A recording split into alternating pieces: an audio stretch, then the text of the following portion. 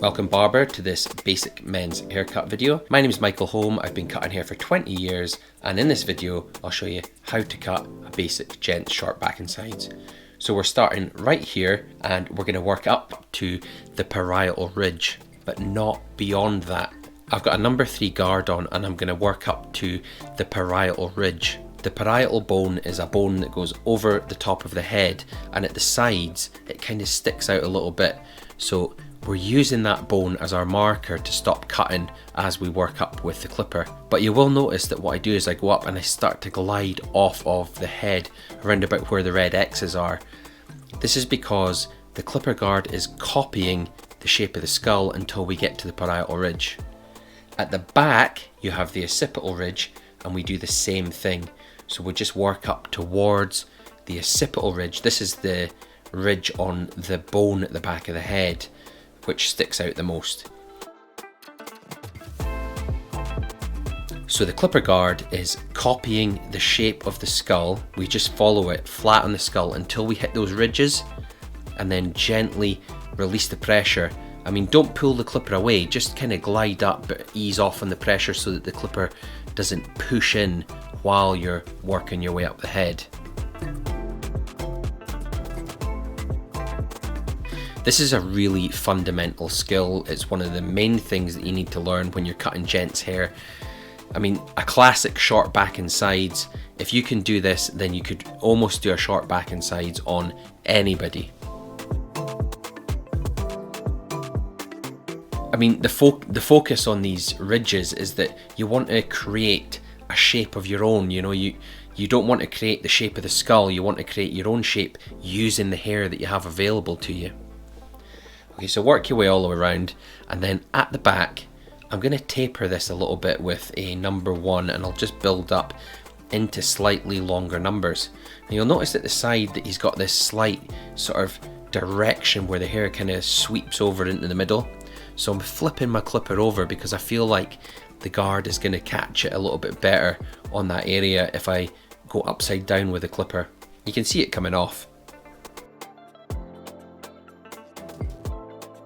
So you're only really skimming that area with the number 1, then move to a 1.5. That's basically just the lever down, and you can just work your way up a little bit with the lever down. And you notice that what I do is I kind of rock the clipper, so when I hit the line, there's a line where my 1.5 was, I just rock the clipper in my hands, and rather than working my way up, and that all it's doing is it's just catching a little bit of hair and just kind of almost tapering it away. Tapering's the word, but beveling it is another way I suppose you could describe it.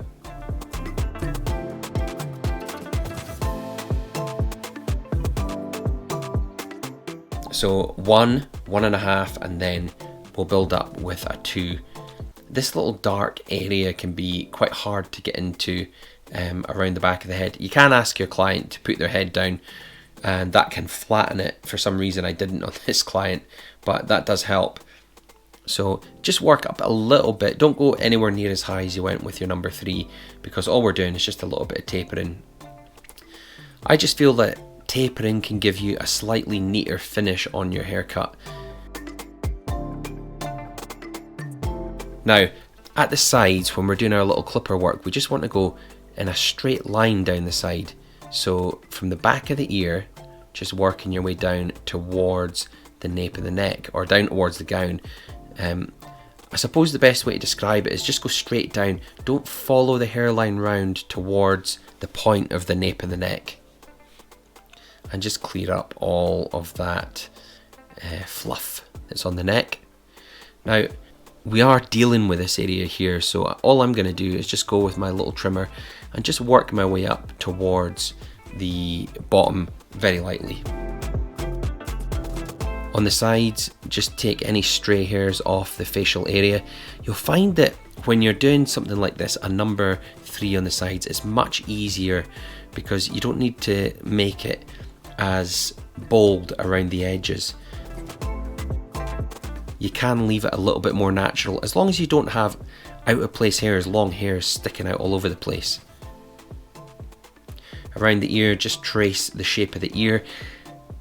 You don't want to go too high and create like an arch. when I was learning how to cut hair, they called them mud guards.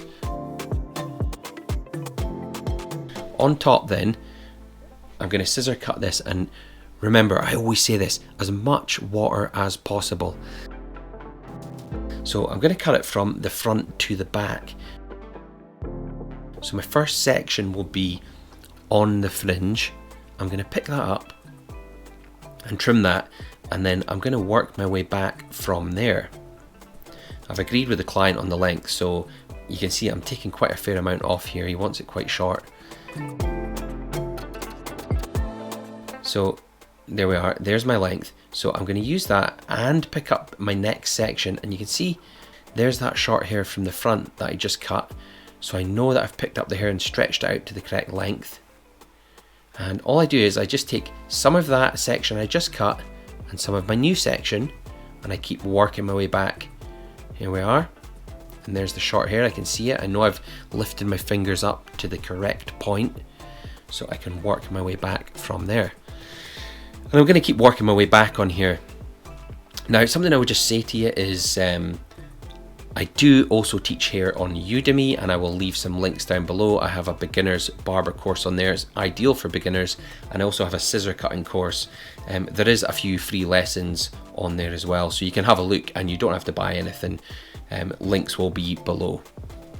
So I'm working my way back towards the crown, and once I get there, I'm going to cut a little bit of the crown so that I have a guide for when I come to the crown section.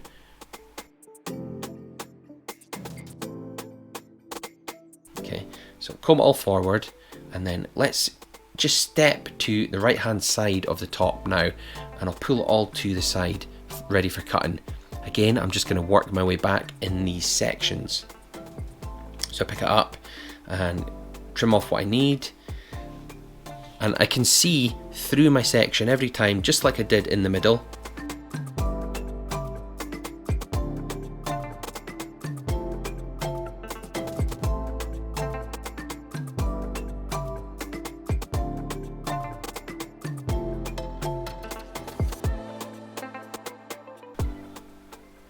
Over to the left hand side, I just need to pull this whole section over. I have been a little bit rough with my section in there. Now, I would say be as clean as possible with your section, but this does not really matter because we are going to take a section to the side of that to blend the top, the long hair, into the sides, and I'm going to show you how to do that just very shortly. So work my way back, take a little bit of that crown as well and cut that. Again, this is all for me cutting the crown in a little bit. Okay, here's the crown. So what we're going to do is work down the crown, and we're going to use a scissor over comb, but we want it to be longer from the top to the bottom. And you can see here, these lines kind of illustrate how the top hair is going to stretch out, and it's going to be at a sort of an angle. Every time you pick it up, it's going to get shorter and shorter and shorter down towards that occipital ridge, which is where we worked up to with the number 3. So as you see, there's less hair now as I work my way down there. That's because we did take some of that away with the number 3. And I'm just going to smooth it over with a little bit of scissor over comb. Key thing about scissor over comb is just try to take just dust off, and not too much more than that. So I'll just step to the left of that now and start working my way down. Same thing, I'll work my way down. I'm not really needing to take too many sections here, and then I can smooth it over when I get to the bottom. So I'm going to work right round the crown like that. I just wanted to say welcome to the new Clipper Clan member. It's Grandma who joined the Clipper Clan. Thank you so much for your support for the channel. There is a few little perks for anyone who joins the Clipper Clan, and it does help me on the channel. It really supports me, so I really appreciate that. Let's tie the top into the sides now. So what we're going to do is pull out vertical sections on the side. Now, what we're doing here, I have my fingers basically vertical from the side of the head, and the reason for that is I want to have a continuation up into the longer hair, but I want to keep it, I want to follow the shape that I was making with my clipper. So I pull the hair out straight a little bit with my fingers, and you can see that there's not a lot to come off. That's a sign that I've done well with my clipper work and my scissor work on top. There's not too much work there. So I take those vertical sections and then I smooth it over with the scissor over comb. Now, doing this is something you would call cross-checking, and I'm going to come to cross-checking in a minute, but cross-checking basically means that whatever way you took your section, work across it the other way. So I took vertical sections and then I cross-checked horizontally. So this scissor over comb means that if I've missed anything on my vertical sections, when I cut horizontally, I'm covering it. It's like forming a grid. Just imagine you're cutting in two different directions and a grid has formed, which means the whole area is cut perfectly.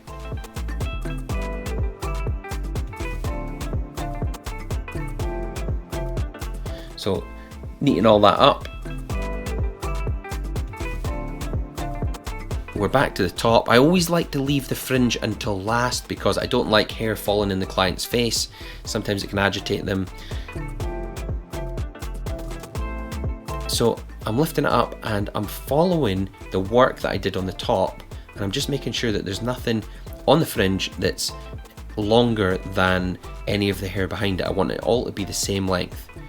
So I'm happy with that. I'm going to comb it down and just make sure that there isn't any like little long hairs. Just this again is like a way of cross-checking. You may have seen me doing this before where I leave the hair just resting on the comb. The reason I do that is because I like the hair to be lying in a relaxed state on the fringe when I cut it. I don't want to pull it down with my fingers, cut it, then release it and it pings everywhere.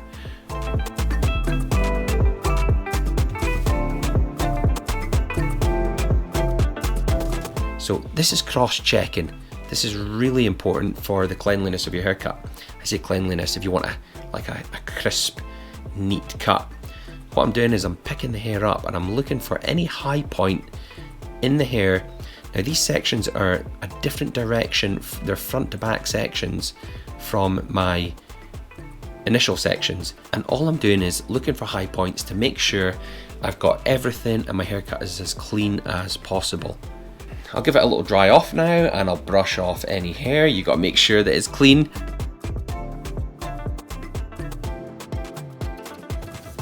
And that is the final haircut. Tell me what you think. Do you like it? Do you not like it? Hit me with any questions at all. You can also find me on Instagram at the 1 Minute Barber, and for all the tools today I used, I'll leave links down below and links to the Udemy course. Until next time, Barber, good luck with your haircutting, and I'll see you in my next video.